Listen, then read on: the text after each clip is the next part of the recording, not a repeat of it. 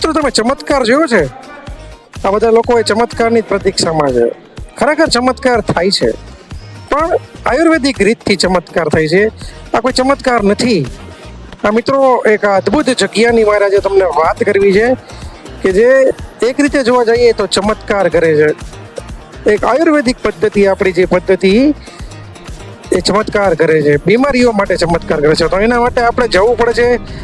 પેલા તો ગુજરાતમાંથી જો આપણે જતા હોય તો સાપુતારાનો એ ઘાટને પાર કરીને જવું પડે છે ભાઈ. સાપુતારાના ઘાટના જે રસ્તા છે ભાઈ, ખરેખર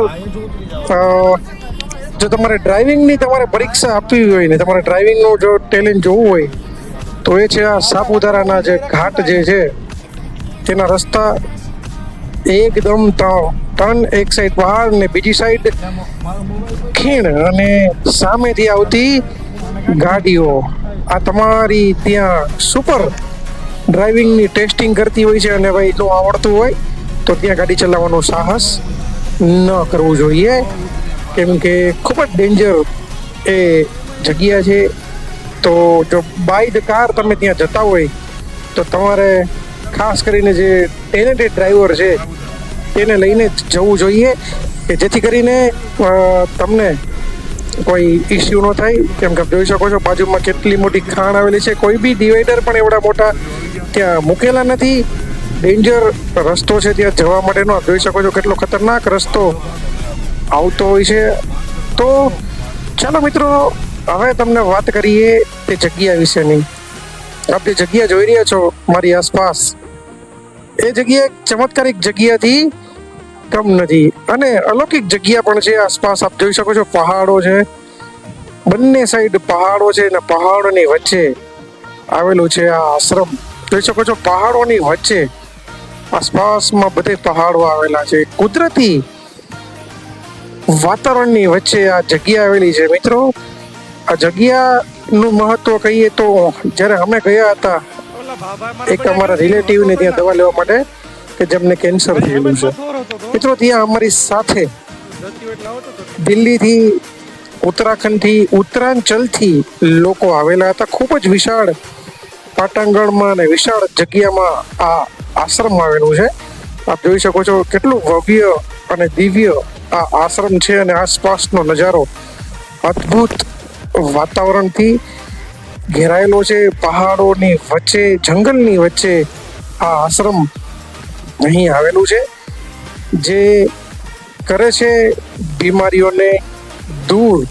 ચાહે એવો કેન્સર હોય, HIV હોય, કિડની ફેલિયર અથવા તો કોઈ પણ બીમારી હોય. જોઈ શકો છો કેટલો સુંદર મજાનો બગીચો, ઘણા બધા ફૂલો ત્યાં વાવેલા છે. આ મુખ્ય દ્વાર છે જ્યાં અંદર જવાય છે. આજુબાજુમાં અસંખ્ય કુંડો આવેલા છે. આ કુંડો જે આવેલા છે ને પાણીથી ભરેલા છે કુંડો, અને 2 હાથીની પ્રતિકૃતિ મૂકેલી છે મુખ્ય દરવાજા પાસે. જોઈ શકો છો કુંડો છે, પહાડો છે, જંગલ છે અને અસંખ્ય ફૂલોનો ત્યાં બગીચો આવેલો છે. ફૂલો વાવેલા છે, જુદી જુદી પ્રકારના ત્યાં ફૂલો વાવેલા છે. આપ જોઈ શકો છો જગ્યાની ભવ્યતા અને દિવ્યતા. સરસ મજાનું આ મંદિર જે છે આશ્રમ તે બનાવેલું છે. તમારું ત્યાં પહોંચીને જ મન આનંદિત થઈ જાય. આપ જોશો ને નજારો તો મિત્રો વાત કરવી છે. અહીંની ખાસિયત એ છે કે અહીંયા જે બાપુ છે તેની દવા એ સંપૂર્ણ આયુર્વેદિક છે. કોઈ પણ જાતની આડઅસર નથી અને ઘણા બધા લોકોને તેના રિઝલ્ટ મળ્યા છે.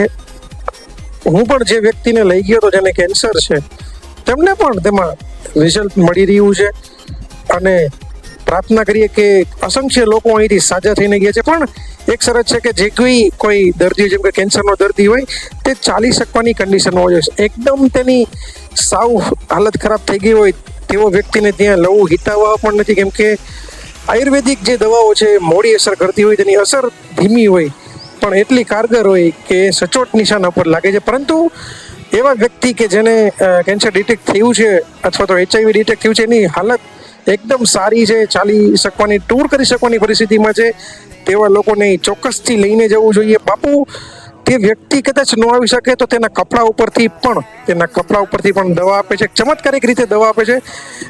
બાપુની પાસે એક પ્રાચીન પથ્થર રહેલો છે. મંદિરનો તમને નજારો દેખાડી રહી છો તો સ્ટાર્ટિંગમાં જ અંદર જાશો ત્યારે શ્રી રાધાકૃષ્ણજીનું મંદિર આવશે. એક અદ્ભુત મંદિર આવેલું છે રાધાકૃષ્ણજીનું અંદર.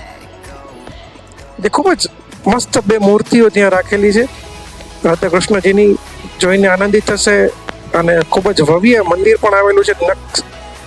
નકશીકામનું મંદિર આવેલું છે, પથ્થરમાં નકશીકામનું મંદિર. અને તેની સાથે જ્યારે આપણે મંદિરમાં અંદર જઈશું તો આપને ખ્યાલ આવશે કે ખૂબ જ પ્રાચીન જે આપણી કળા છે તેનો ઉપયોગ કરેલો છે. પથ્થરોમાંથી બનાવેલું સમગ્ર આશ્રમ છે.